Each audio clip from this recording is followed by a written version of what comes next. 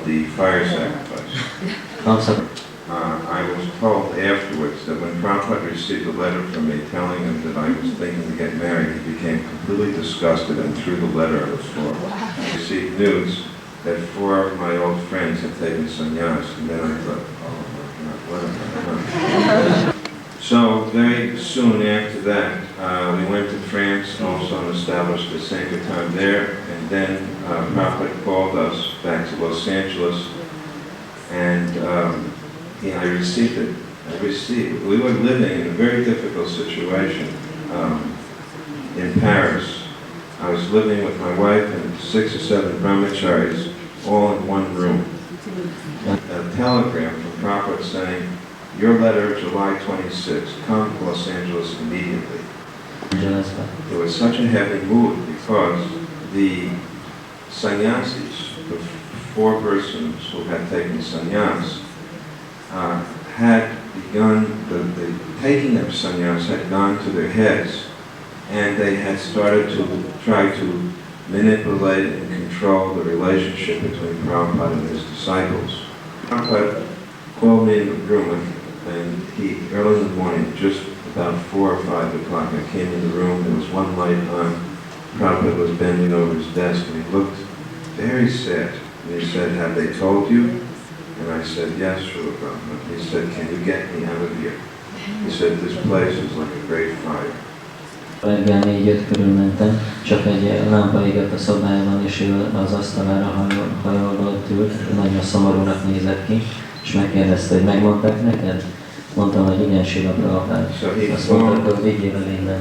He formed the GBC Rupanuga, and I think himself, Rupanuga, and maybe Bhagavan were there. And we divided up the world into 12 zones, and since by that time Prabhupada decided he was going to India, then I thought, well, I better be the GBC for India, then I could be with Prabhupada.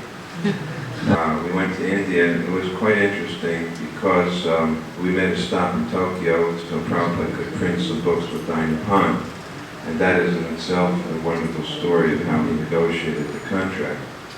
But apart from that, just to give you an interesting incident, on the airplane he told Madhavisa, going in from Tokyo to Calcutta, that you should ask the pilot or the stewardess if we can do Harinam on the plane. One of the favorite sayings of Vishnu Jan Maharaj was, "We don't care for the law and order of Kamsa." Speaking as if Krishna and Balaram were coming into the third, they did not care for the law and order of Kamsa. Similarly, Prabhupada, seemed to not at all care for such social issues like, you might be disturbing the other passengers or pushing your thing on them. He just wanted to do Harinam. Obviously took the stewardess microphone and led Harinam on the plane. When we arrived in Calcutta, Prabhupada had a reception of Jayapataka and the Chutananda. They were not sannyasis yet. They had arranged for about at least 150 people, and with 100 garlands to put on Prabhupada at the Calcutta airport, which was about midnight. So as we were driving in the car to the place where we were going to stay, I noticed the car stopped after about a few miles, and I saw a man coming from behind. I was sitting in the front seat, and I was looking in the rearview mirror because I was getting quite nervous while I was stopped in the middle of the night in the dark street, and there was someone running towards the car. So I yelled at the driver to go. Later on, I found out that it was one of our life members who was coming bringing coconuts for juice for Prabhupada to drink some juice on the way, and that he was left, the car took off and the fumes went on him, and he was just left there holding the coconuts. Prabhupada severely chastised me. Later on, why did I send the car away when the man was coming to do service like this? So, gradually Prabhupada preached in different parts of India by holding Pandal programs, and he demanded so much surrender from each of his disciples. I remember the devotees, Malati Prabhu will remember because she was there as well, when the devotees were coming from Amritsar back to,